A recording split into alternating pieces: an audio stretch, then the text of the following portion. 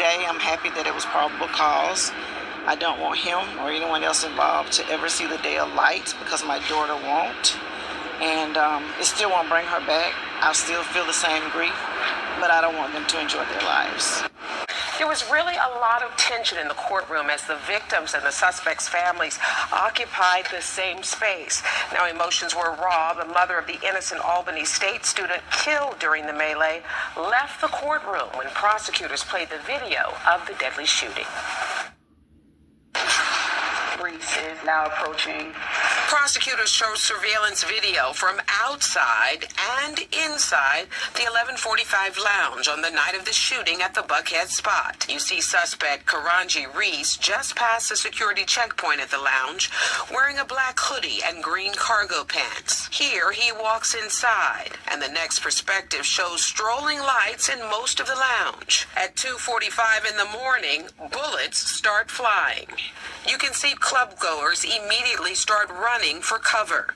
Unfortunately, Nakaris Ridley and innocent bystander Miriam Creighton died. 4 others were injured, including Lauren Moore, who was shot in both of her legs. The APD detective told the court the lounge had thorough pat-down security procedures, and she is still unclear how Reese slipped in with a weapon. It is a question that haunts the Creighton family. They made her remove her mace.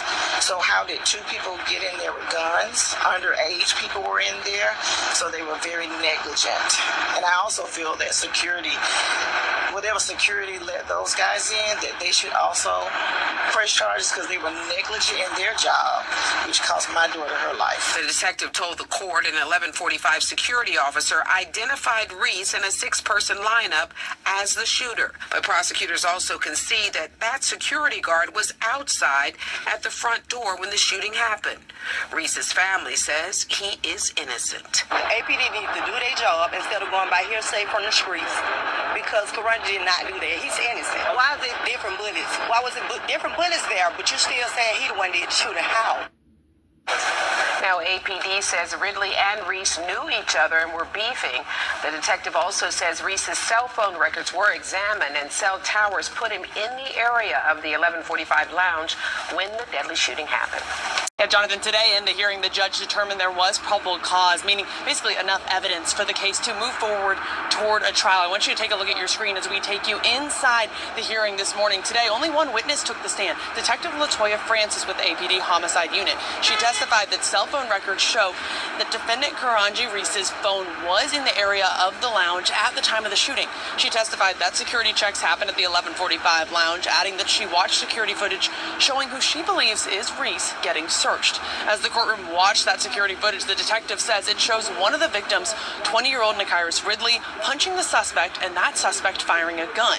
However, defense says the charges should be dropped, saying at best the state placed the defendant at the club but never showed him committing any crimes. Meanwhile, we spoke with the other victim, Mari Creighton's family, outside the courtroom today. Today, I'm happy that it was probable cause. I don't want him or anyone else involved to ever see the day of light because my daughter won't. And it still won't bring her back. I'll still feel the same grief, but I don't want them to enjoy their lives. Man, we back with another crazy story out of Atlanta, Georgia, about the club shooting, 1145 Lounge. This is another crazy situation because people continue to go out and pack clubs, packed events where you got people coming in already somewhat intoxicated. You know what I'm saying? Ain't no telling. They probably high on that gas. You know what I'm saying? Threw a couple pills back. Ain't no telling. You getting all type of people coming in the club. You know what I'm saying? And you talking about anything after 12 o'clock, you know what time it is with people. That's the crazy hours of the night/morning. You know what I'm saying? Like, people already coming to the club, already amped up. They already on 10. They didn't already had, you know, other things going on, you know, throughout the day. Because what? People ain't going to pull up 11:30, 12 o'clock to a club, little lounge, especially this type of lounge, it was packed. And it's in a good part of the city too. Come on, man. So you already know what time it is at 1, 2, 3 in the morning. Come on, you know what time these dudes on, these people's on. That's demon time. Come on now. But then here we go, you know, something go on, bystanders get hit. This another crazy situation because anytime you in the element where it's 100, 200, 300 people, drinks being sold, you know, different type of stuff going on in the club, pocket to pocket, people to people, you're going to have all type of shit going on. And unfortunately, you know, the worst of the worst, people got to lose their life over some shit that ain't got nothing to do with them, which this was the case. You know what I'm saying? The suspect, they say it was in the club.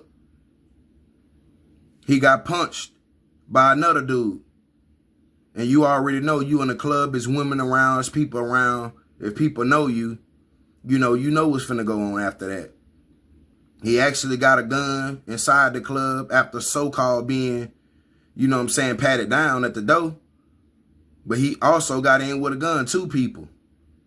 So you already know what's finna go down after you'd have been punched in the face. He finna up the fire. And that's what he did in a packed event. And other people got hit. Other people got hit off of beef and shit that he had going on. Now, he can holler for self-defense, but you can't bring these people back after you done fired a gun.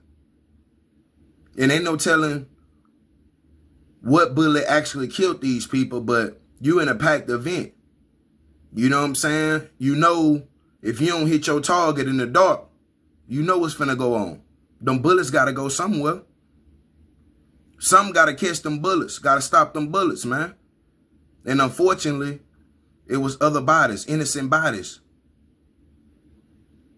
You know, it don't make no sense. You can't even go out and have a good time with your friends and, you know, have a good time with other people without some BS going on. And we see it time and time again. But unfortunately, it's only going to get worse. And the graveyard just going to be more people added to the graveyard and more people added to the jail cell. Because this going to continue to happen. We're in our last days. But we want to send prayers out to everybody who was in that unfortunate situation at their club. And we're going to watch the case and see how it go. Like I said, he can holler self-defense because you really can't see in the dark club on who is who. So, you know, from what they showing, you know, you can't see nothing. But let me know what y'all think about this crazy story. We out.